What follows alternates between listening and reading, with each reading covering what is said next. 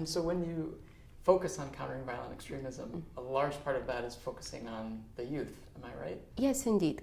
Counter violent extremism, yes, you need to focus on youth. However, most of my work was with isolated communities, specifically in the region of Gao, and more specifically in the Gunzureh commune, and where Al-Qaeda and I work in the Sahel, the Mujawu and Ansar ad-Din recruited youth from that region.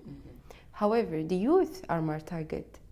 But in those isolated communities, you can't get to the youth directly. So yes, there was a pre-research phase, which is based on engaging with the imams, with the elders, and talking to them, and building a trust. So, and this was very important, working with those isolated communities. Yeah.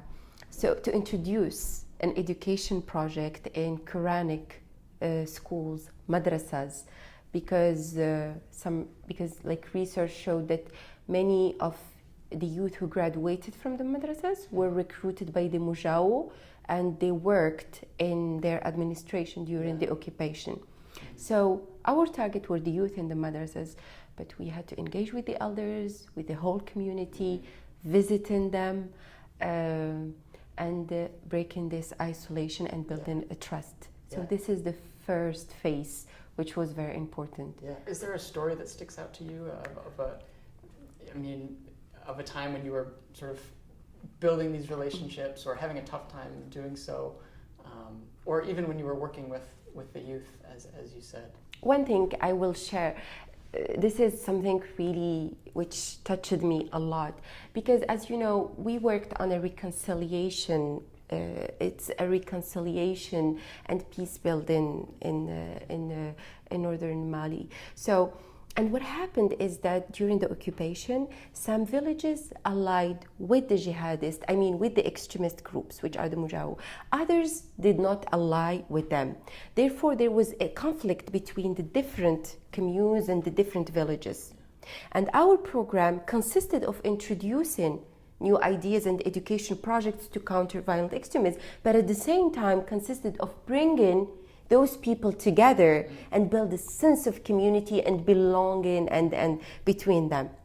So this was amazing, because for me to see people who really were like the first day of the training, for example, they were not even talking to each other. After 5 days, they engaged in. It was really great. Yeah. And do you mind if I ask what sort of books you had these kids read? Yeah, certainly.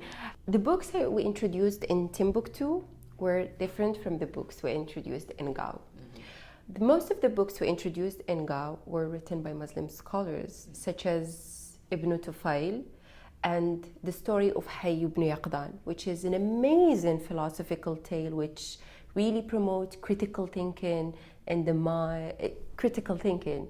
So, and this is one of the book. We introduced also Juha stories, which are really funny stories, but they teach morals of tolerance and justice and freedom. And in Timbuktu, it was easier for us to introduce like The Prophet by Khalil Gibran and Antigone. We could also, they are reading Antigone, and so it's different. This is why very important to really look at the local specificities of each community and not say, yeah, this is Mali, it's all the same in Timbuktu and no, it's really different from one place to the other.